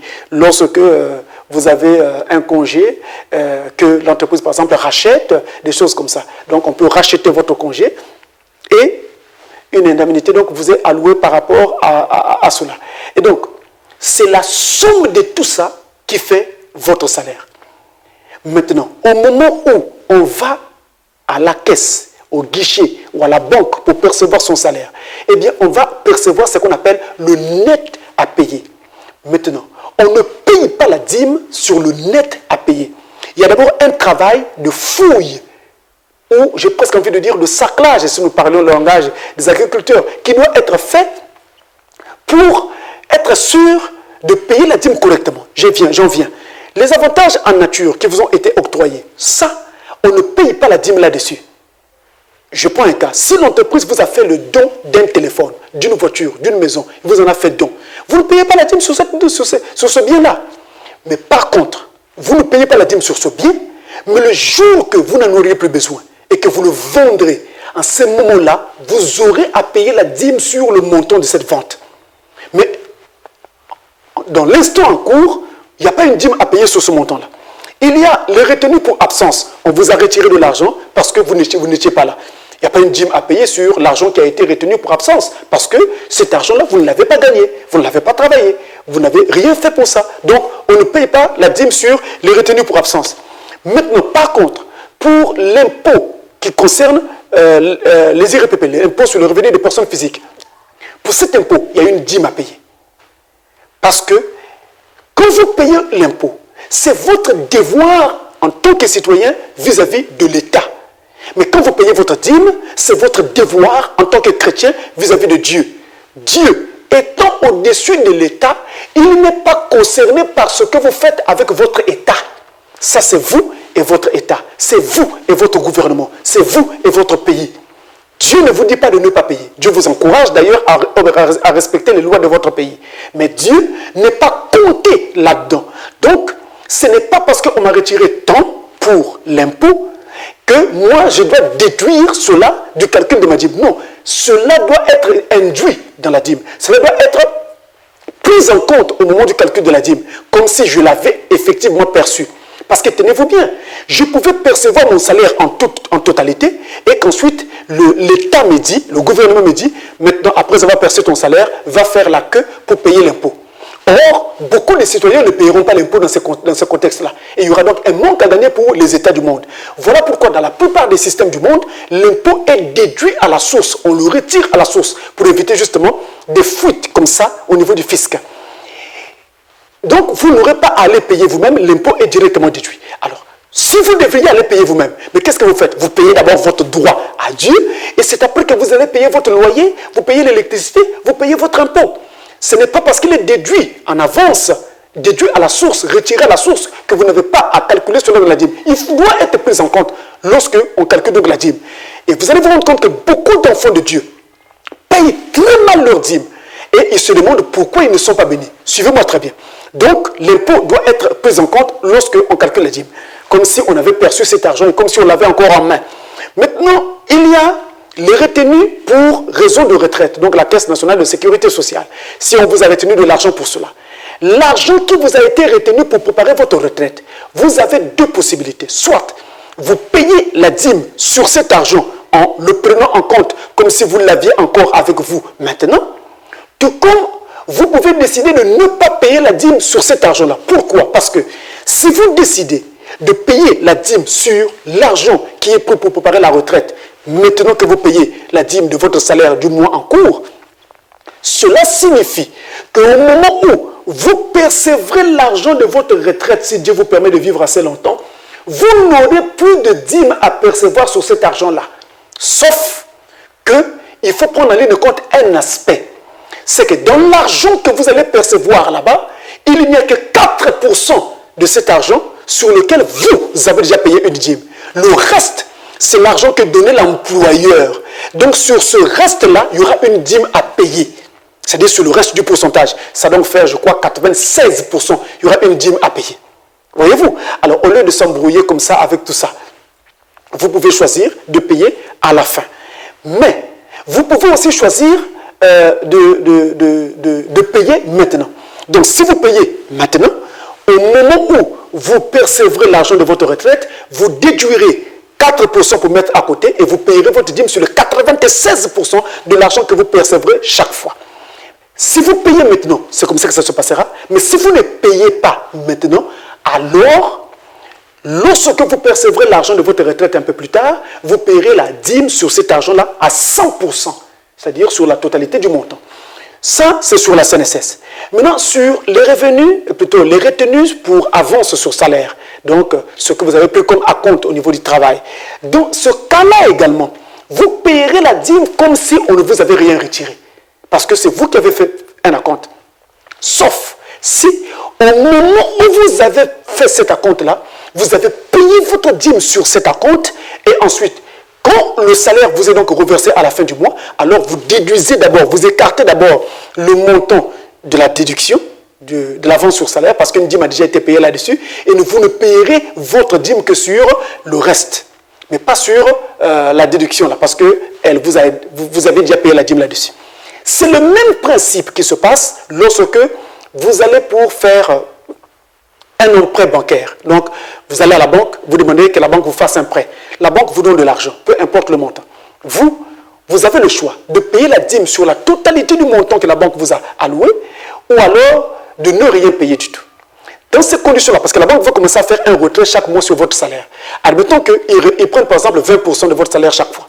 Cela veut donc dire que chaque fois que vous allez percevoir votre salaire, si vous avez payé la dîme en totalité sur le montant du prêt bancaire, alors chaque fois que vous payerez votre dîme, vous écarterez d'abord les 20% que la banque a prélevés et vous payerez la dîme sur les 80% restants. Mais si vous ne payez pas la dîme sur le montant du prêt bancaire, alors vous payerez la dîme sur la totalité du salaire, donc sur les 100% de ce que vous aurez retenu, de ce que vous aurez reçu. C'est ainsi que cela se passe dans le cas, par exemple, des prêts bancaires. Et en ce qui concerne le 13e mois, sur le 13e mois, il y a une dîme à payer là-dessus, il n'y a rien à faire.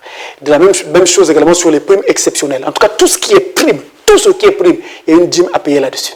Et maintenant, c'est la même chose également sur l'indemnité compensatoire pour les congés payés. Il y a une dîme également à payer là-dessus. Ceci dit, au moment où l'on paye la dîme sur son salaire, qu'est-ce qu'on fait? Voici l'opération. La dîme sur salaire est égale au salaire de base, plus les primes, toutes les primes, plus les heures supplémentaires, plus l'impôt sur le revenu des personnes physiques, donc tout ce qui vous a été retiré comme impôt, parce qu'il y a d'autres impôts également qui sont retirés aux travailleurs, plus les congés payés, si vous en avez eu, plus, ça va dépendre de vous, la CNSS, ou alors pour vous l'écarter, vous avez compris mon explication. Et plus également le retenu d'avance sur salaire. Cela vous donnera un montant que vous allez diviser par 10. Après avoir fait cette somme-là, vous allez donc diviser ce montant-là par 10. Et vous trouverez alors la dîme que donnera votre salaire. Maintenant, lorsqu'il s'agit d'une libéralité, d'un don qui vous a été fait, d'un legs qui vous a été fait, ça peut être un don en argent qui vous a été fait, ça peut être un don en nature, peu importe. Si le don est en nature, on ne paye pas la dîme là-dessus. Mais au moment où on vendra l'objet, que vous avez reçu, vous payerez la dîme ensuite. Mais si le legs ou le don est en argent, on paye la dîme sur cet argent-là, en totalité. Et vous avez le cas où il s'agit d'une entreprise, une TPE, très petite entreprise, une PME, petite et moyenne entreprise, une grande firme, ou même tout simplement un petit commerce de rue ou une petite activité. Eh bien, la dîme se paye sur le bénéfice. On prendra le bénéfice, on le divise par 10, on obtient alors la dîme. Mais quand je dis bénéfice, vous savez vous-même comment est-ce qu'on calcule le bénéfice à partir d'un commerce donné, à partir d'une activité. On a écarté les charges, on sait qu'est-ce qu'on a gagné, alors on paye la dîme là-dessus.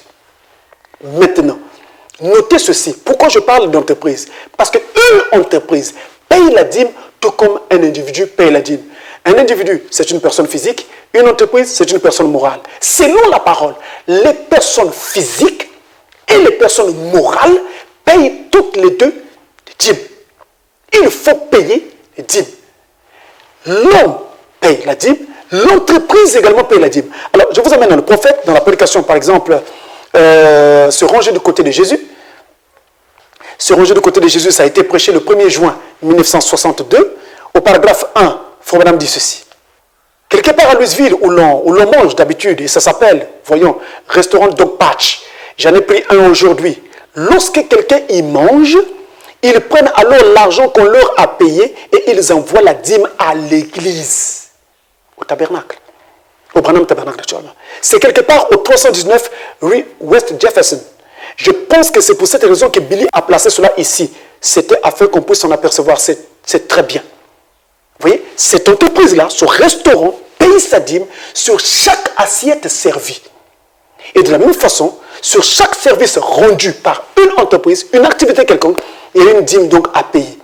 Maintenant, dans cette entreprise-là, vous avez un salaire. Si vous êtes le propriétaire de cette entreprise, il ne faut pas confondre la dîme que paye votre entreprise par rapport aux bénéfices faits par l'entreprise et la dîme que vous allez payer par rapport au salaire que vous êtes fait dans l'entreprise. Donc, votre salaire, il y a une dîme à percevoir là-dessus et l'entreprise aussi paye une dîme. Pour le non-respect de tels principes, on n'avance pas. Chez les chrétiens, la bénédiction financière est entièrement liée au paiement de la dîme et des offrandes.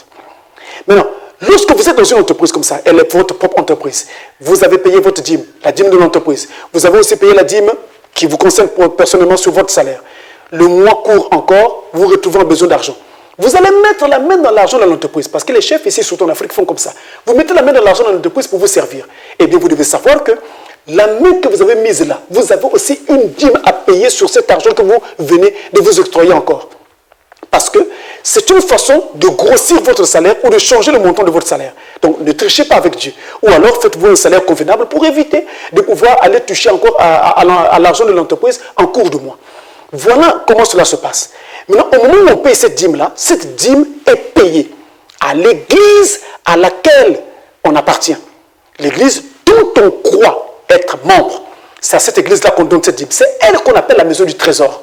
Et cette dîme est donc de surcroît, de ce fait, je voulais dire, payée au pasteur de cette église-là, que vous considérez comme votre pasteur. Autrement dit, quand on paye une dîme, nous l'avons dit, c'est pour Lévi, c'est pour les sacrificateurs, c'est pour les lévites, les prédicateurs. Ceci dit, c'est donc pour soutenir le ministère de votre pasteur que vous payez cette dîme. Ainsi, si vous croyez qu'un tel est votre pasteur, votre dîme doit lui être apportée. C'est vous qui apportez votre dîme à lui pour soutenir ce ministère-là, pour que ce ministère continue à vous nourrir spirituellement. Ceci est l'une des raisons, nous l'avons montré, pour lesquelles nous payons donc la dîme. Donc, on paye cela à l'église. Et l'église est donc appelée ici la maison du trésor. C'est là où nous payons nos dîmes. Et le prophète dit, nous ne devons pas être un homme qui flotte simplement comme ça. Je vais prendre juste une écriture ici parce que mon temps est vraiment parti. Dans la prédication, pourquoi, en anglais, prêché le 9 mars 1960, au paragraphe 51, Frobram dit, search the scriptures, friend. Fouillez les écritures, mes amis. Join the church ain't enough. Se joindre à l'église n'est pas suffisant. Now, joining the church is fine. Se joindre à l'église est très bien. I believe that every person should join the church. Je crois que chaque personne doit joindre l'église. I absolutely believe that every person should stand at the post of duty. Je crois absolument que chaque personne doit se tenir à son poste du devoir. And when the pastors, they're preaching or evangelist or something, quand leur pasteur est là en train de prêcher ou un évangéliste ou quelque chose, I think they ought to stand at the post of duty. Je pense qu'ils doivent se tenir à leur poste du devoir. Être à l'église, pendant que votre pasteur prêche, c'est ça, être à son poste du devoir. They ought to support that church. Ils doivent soutenir cette église. With everything they got in them, avec tout ce qu'ils ont en eux. With the tithe, avec leurs dîmes. With the offerings, avec leurs offrandes. With anything that they're called to do. Avec n'importe quoi qu'ils sont appelés à faire. Be willing and happy. Soyez disposés et heureux. If your pastor asks you to do something in your church, you should do it. Si votre pasteur vous demande de faire quelque chose dans votre église, vous devriez le faire. That's good, c'est bien. But don't let that be just the only thing. Mais ne laissez pas cela être la seule chose. Get inoculated first. Soyez premièrement inoculés. That's what I'm trying to tell you. C'est ce que j'essaie de vous dire. Get the Holy Spirit first. Recevez d'abord le Saint-Esprit. Then the rest of it comes all right. Le reste de cela suivra. Then you go get whatever you wish to. Alors, allez vous joindre à tout ce que vous voudrez. Whatever church that you, of your choice. À n'importe quelle église de votre choix. Premièrement, recevez le Saint-Esprit. Et ensuite, joignez-vous à n'importe quelle église de votre choix. Mais une fois que vous avez choisi votre église, une fois que vous avez trouvé un pasteur, Qu'est-ce que vous faites? Vous soutenez cette église. Vous soutenez ce pasteur avec vos dîmes, vos offrandes et par tout ce que vous pouvez être appelé à faire par le Saint-Esprit dans votre cœur.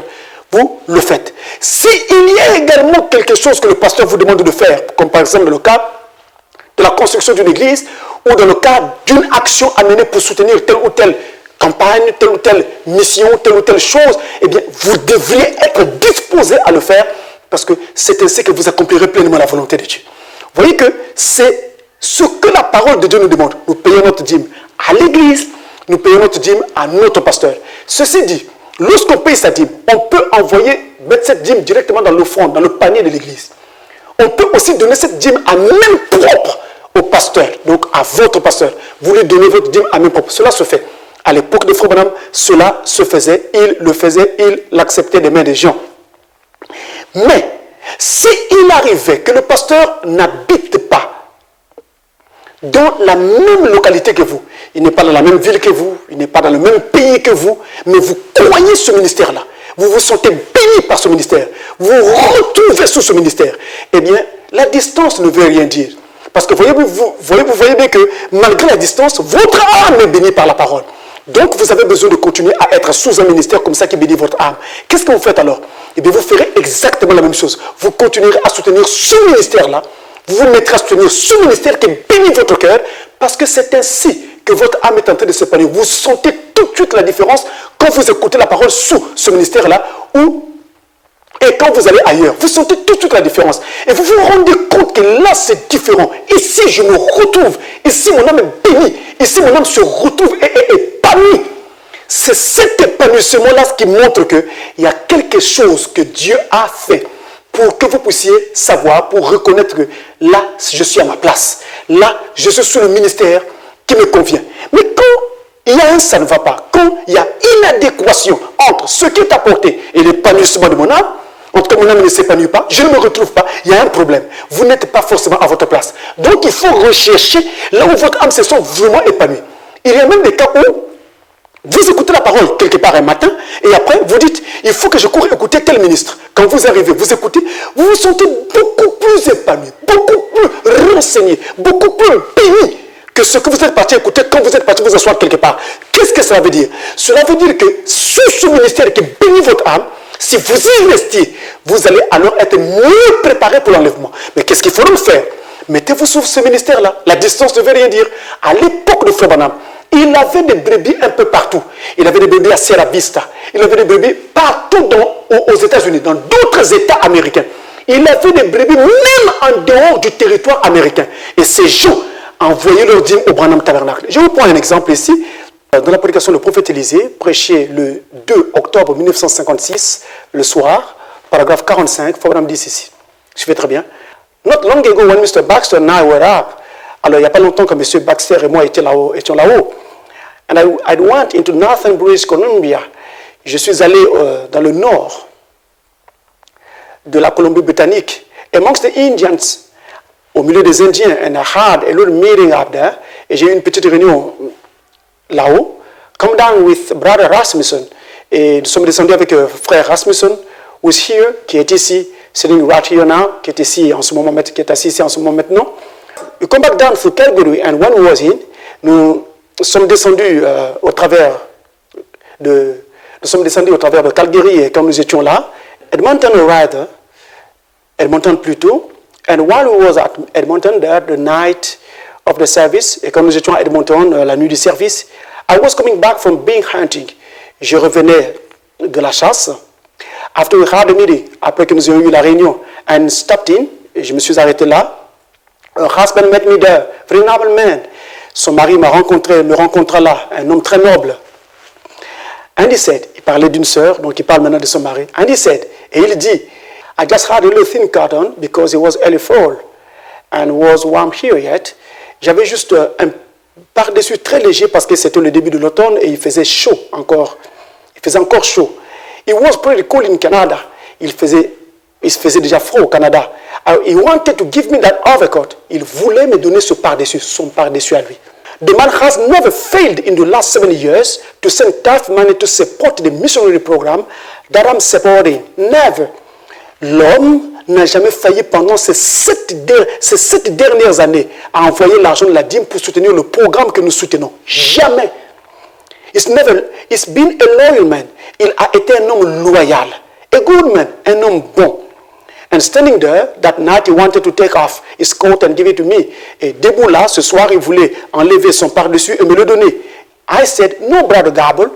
Non, frère. Et j'ai dit, non, frère Gabel. Il s'appelait frère Gabel. Bless your heart. Certainly not. Que ton cœur soit béni, ne le fais pas.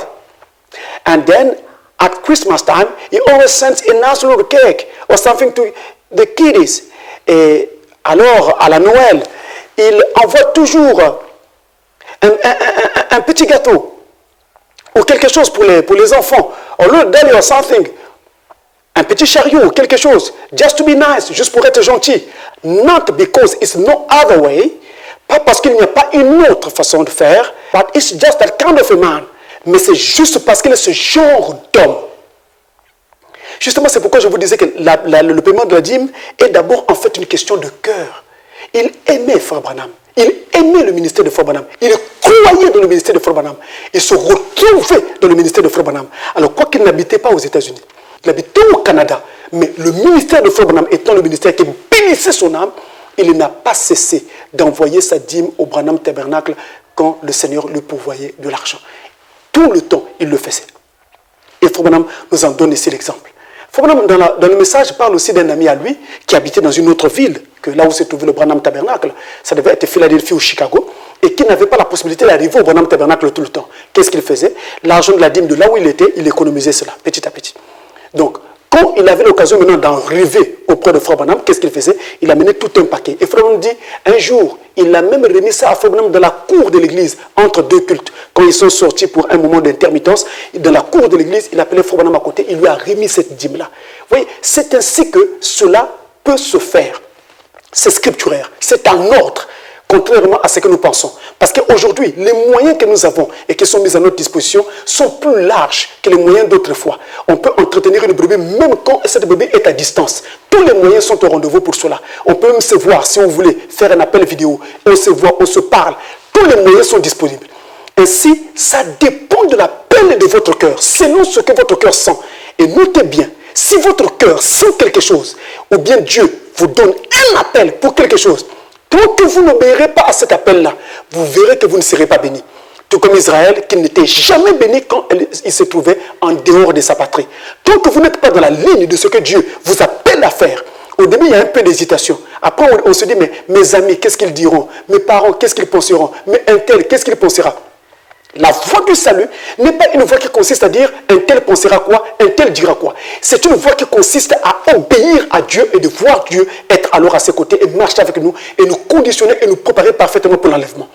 Ceci est donc faisable. Et avant de terminer, juste pour terminer mes frères, vous devez savoir que ce n'est pas non plus n'importe quelle dîme qui est acceptée. Non. Non. Lorsque vous voulez payer une dîme sur la vente d'un chien, parce que vous élevez des chiens, vous voulez payer une dîme sur cette vente-là, c'est interdit. La parole de Dieu n'accepte pas la dîme de la vente d'un chien. C'est interdit. Si vous êtes une prostituée et que vous gagnez votre argent à partir de l'argent de la prostitution, c'est interdit. Vous ne pouvez pas venir payer la dîme à partir de l'argent de la prostitution. C'est interdit dans la parole de Dieu. Alors notez, vous me direz, pasteur, mais c'est écrit, oh, vous allez trop loin, pasteur. Regardez, Deutéronome chapitre 23. Verset 17 à 18, il est écrit, il n'y aura aucune prostituée parmi les filles d'Israël. Et il n'y aura aucun prostitué parmi les fils d'Israël. Tu n'apporteras point dans la maison de l'Éternel ton Dieu le salaire d'une prostituée, ni le prix d'un chien pour l'accomplissement d'un vœu quelconque. Car l'un et l'autre sont en abomination à l'Éternel ton Dieu. Vous voyez cela? Ainsi, qu'est-ce qui est dit là? Il est interdit de prendre l'argent de sa prostitution et de payer une dîme avec, de donner une offrande à Dieu avec. C'est interdit. Il est interdit de prendre l'argent de la vente d'un chien et de venir payer une dîme avec. C'est interdit. Dieu ne veut pas qu'il y ait des prostituées parmi ses filles. Et l'argent de la prostitution, on ne paye pas de dîme avec. Savez-vous que, nous l'avons dit, la dîme est un vœu que nous faisons à Dieu. Seigneur, si tu me reçois dans ton royaume, je promets, j'apporterai toutes mes dîmes dans la maison du trésor. C'est un vœu. Et comme c'est un vœu, nous devons donc payer une dîme sur la base de tout ce que nous avons donc fait une promesse à Dieu. Mais on doit exclure le salaire de la prostituée, le salaire ou le prix d'un chien. Ça doit être exclu. Une autre chose, lorsque quelqu'un est polygame et il est membre d'une église donnée, nous ne chassons pas cette personne de l'église. Mais il lui est interdit de payer la dîme. La dîme d'un polygame, on ne la prend pas. On lui rend sa dîme. Si nous découvrons qu'il est polygame, sa dîme doit lui être rendue. Parce que Dieu n'accepte pas la polygamie. La polygamie est interdite. Je n'ai pas ici le passage sous mes yeux pour vous le lire. C'est écrit dans le message. C'est interdit de percevoir la dîme d'un polygame.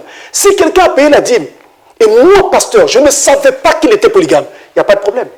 Mais si je le sais, la dîme de cet homme doit lui être rendue, doit lui être remboursée. Parce que la polygamie n'est pas acceptée par Dieu. Le prophète dit, la polygamie était légale dans les anciennes lois, mais la polygamie n'est plus légale aujourd'hui. Ceci dit, on ne doit pas accepter que quelqu'un soit polygame et encore d'accepter l'argent provenant de la dîme d'un polygame. Si quelqu'un est dans la polygamie, il doit prier Dieu pour en sortir. Je répète, prier Dieu pour en sortir, ce n'est pas une bonne condition. Si vous êtes venu à Christ dans cette condition-là, le message vous a croisé ainsi, eh bien, restez tel quel, attendez-vous à Dieu, il prendra soin. Mais notez également que dans la polygamie, ce n'est pas le sujet, mais j'ai envie d'en parler, c'est que la seconde femme est dans une condition adultère à cause du fait qu'il y a d'abord une première femme qui est là et il y a un vœu qui court. C'est ça le problème. Et il ne me reste plus qu'à vous dire ceci. Lorsque on fait un vœu à Dieu, on ne doit pas tarder à l'accomplir. Mais sachez également une chose, que le paiement de la dîme est une chose très, très, très stricte. Je pense à des Écritures et je termine. Dans Deutéronome chapitre 23, verset 22 jusqu'à 24, il est écrit, si tu t'abstiens de faire un vœu, tu ne commettras pas un péché. Mais tu observeras et tu accompliras ce qui sortira de tes lèvres. Par conséquent, les vœux que tu feras volontairement à l'Éternel ton Dieu et que ta bouche aura prononcé. Si tu entres dans la ville de ton prochain, tu pourras à ton gré manger des raisins et t'en rassasier, mais tu n'en mettras point dans ton vase. Donc, lorsque on a fait un vœu à l'Éternel, on doit garder ce vœu. Être chrétien, c'est un vœu. C'est un engagement qu'on prend. Seigneur, j'ai choisi. Je t'ai choisi comme mon sauveur personnel. C'est même ce que veut dire le baptême d'eau. Quand je me fais baptiser dans l'eau, cela veut dire que j'accepte Jésus-Christ comme mon sauveur personnel. Donc de ce fait, maintenant que je vais devenir chrétien, c'est sur la base d'un engagement que je deviens chrétien. C'est sur la base d'une promesse faite à Dieu. La base d'un vœu. La base d'une alliance. La base d'un engagement. Seigneur, si tu me reçois dans ton royaume, je promets, je t'aimerai. Je te serai fidèle. Je te servirai jour et nuit. Je jeûnerai, je prierai, j'apporterai toutes mes dîmes dans la maison du trésor. Et là, nous y sommes. Nous devons apporter toutes nos dîmes dans la maison du trésor. Frère Branham dit, je peux vous mettre à l'épreuve, ou plutôt mettez Dieu à l'épreuve. Peu importe ce que vous traversez, épreuve, difficulté, maladie et autres. Mais si vous payez vos dîmes, vous verrez que sur le plan financier, Dieu prendra soin de vous. Frère Branham dit ça, il dit, mettez Dieu à l'épreuve, vous verrez. Vous verrez. Il prendra soin de vous. Et il dit, moi-même j'ai vécu cela. Il parle de cela dans la prédication. Christ est révélé dans sa propre parole. Il dit, moi-même j'ai vécu cela et je peux vous en donner mon témoignage. Mais pour terminer, mes frères, je reprends cette prédication dans la prédication Hébreux chapitre 7, première partie. C'est prêché le 15 septembre 1957 au paragraphe 123. C'est le même paragraphe en français. Mais la traduction française ne dit pas à la fin quelque chose de très important que la traduction anglaise dit. Alors, je m'en vais ici prendre cela en anglais. Il dit ceci. C'est quand Abraham a payé la dîme à Melchisédek. Qu'est-ce qui s'est passé? Pourquoi Melchisédek a-t-il accepté la dîme d'Abraham? Est-ce que l'argent donné par Abraham, est-ce que les objets donnés par Abraham, Melchisédek en avait besoin là-haut dans les cieux? Est-ce que dans les cieux, on mange de notre pain? est-ce que dans les cieux, on utilise notre monnaie? Pourquoi a-t-il pris la dîme d'Abraham? Lui qui n'avait ni commencement de jour, ni fin de jour. Pourquoi a-t-il accepté la dîme d'Abraham? Alors le prophète en parle et il dit ceci. On vous demande tithings for eux. Pourquoi un homme recevrait-il des dîmes? If he had any, s'il n'a jamais. If he never was born, s'il n'a jamais eu besoin de naissance. And never will die, et n'aura jamais besoin de mourir. And was from beginning to end, et était du commencement à la fin.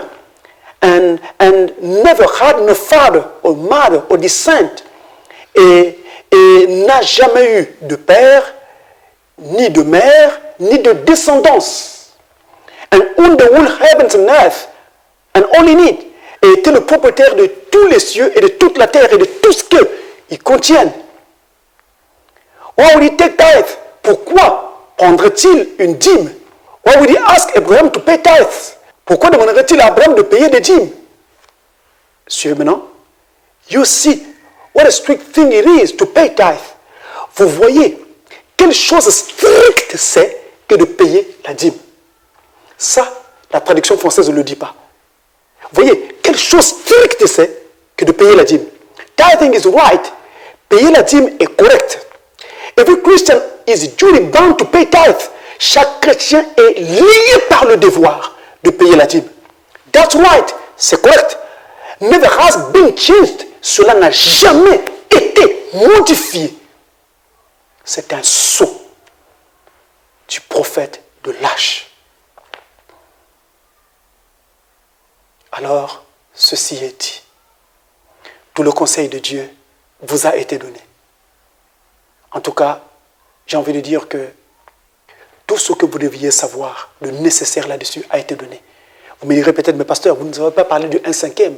Lorsque quelqu'un devait payer une dîme, il ne l'a pas payé. Ensuite, il veut maintenant se racheter pour payer cette dîme-là, cette dîme qui tombe en retard. La Bible avait dit dans l'Ancien Testament qu'il fallait payer 1/5. C'est vrai, mes amis, c'est vrai. Mais pasteur Francis n'en a pas mentionné, simplement parce que Frère Branham ne pratiquait pas cela. Il est tombé sur cette question, il dit, je ne pratique pas cela. C'était fait à l'époque de l'Ancien Testament. William Branham dit qu'il ne pratiquait pas cela. Il va très loin, il dit, les prédicateurs, c'est lui, les prédicateurs qui pratiquent de telles choses et qui demandent aux enfants de Dieu d'apporter tout leur salaire, les prémices de leur salaire. Il dit, ces prédicateurs savent ce qu'ils font, mais moi, je ne pratique pas cela. C'est la raison pour laquelle pasteur Francis aussi ne pratique pas cela. Attention, si vous avez fait un vœu à Dieu, que Seigneur, si je trouve du travail, mon premier salaire, je te le donnerai. Le jour que vous venez avec votre premier salaire et que vous me dites, pasteur, j'avais fait cette promesse à Dieu, je ne peux plus vous arrêter. Ça devient comme le cas de Jephthé. Je ne peux plus vous arrêter parce que vous avez déjà donné votre parole à Dieu. Moi, je suis en dessous de Dieu. Je ne peux pas arrêter cela. Je vais vous laisser alors faire. Mais si vous me demandez conseil avant de prendre une telle décision, je vous dirai, ne le faites pas. Et beaucoup d'enfants de Dieu savent, je les ai arrêtés. Je leur ai dit de ne pas faire cela. Parce que Frère Branham ne le faisait pas. Je n'ai pas besoin de trafiquer autour de ces choses. La grâce de Dieu ou l'évangile du salut ne doit pas être changé en une combine pour gagner de l'argent. Je vous ai apporté la parole. Que le Seigneur vous bénisse. Maintenant, nous allons nous remettre à Dieu en prière. Ce que vous ne faisiez pas, vous le savez. Ce que vous faisiez, vous le saviez également. Nous allons nous remettre à Dieu en prière en nous reconsacrant et en promettant à Dieu. Désormais, Seigneur, puisque tu me reçois dans ton royaume, je promets, j'apporterai toutes mes dîmes dans la maison du trésor. Prions. Notre Père Céleste, nous bénissons ton nom qui nous accorde la grâce d'être autour de la parole encore aujourd'hui. Nous bénissons ton nom qui nous a encore apporté la lumière de la parole et nous prions pour que tu nous pardonnes nos manquements. Tu nous pardonnes, Seigneur, ce que nous n'avons pas pu faire. Tu nous pardonnes nos manquements en ce qui concerne le paiement des dîmes, des offrandes dans lesquelles nous t'avons beaucoup trompé. Quelquefois, nous payons en retard. Quelquefois, nous payons de façon irrégulière. Quelquefois, nous ne payons même pas. Et quelquefois, Seigneur, nous donnons des dîmes extropiées, des dîmes amputées, des dîmes qui ne correspondent pas exactement au dixième tel que tu l'avais établi. Oh Dieu, à nous la honte, à nous la confusion de face et à toi la gloire, Seigneur. Mais je te prie, Père Tout-Puissant, Comme tu as dit que l'épouse est une dîme. Et c'est aussi l'une des raisons pour lesquelles tu veux que nous prions la dîme, pour que nous puissions vivre ce que nous sommes. Père, je prie que l'épouse universelle de Christ s'imprègne maintenant de ceci et s'en empare pour vivre selon toute ta parole et accomplir ainsi, Seigneur, toute la justice de Dieu. Seigneur, nous promettons, puisque maintenant tu nous reçois dans ton royaume, parce que nous croyons que tu nous reçois, nous promettons, nous t'apporterons toutes nos dîmes, nous t'apporterons toutes les dîmes, Seigneur, de ce que tu nous donneras dans la maison du trésor. Que l'honneur soit à toi, la puissance soit à toi, et puisse l'œuvre de Dieu prospérer maintenant, ici et partout où tes enfants, Seigneur, sont autour de leurs pasteurs, de leurs églises, que l'œuvre de Dieu prospère. Dans le nom de Jésus-Christ, le Fils de Dieu, nous avons prié. Amen.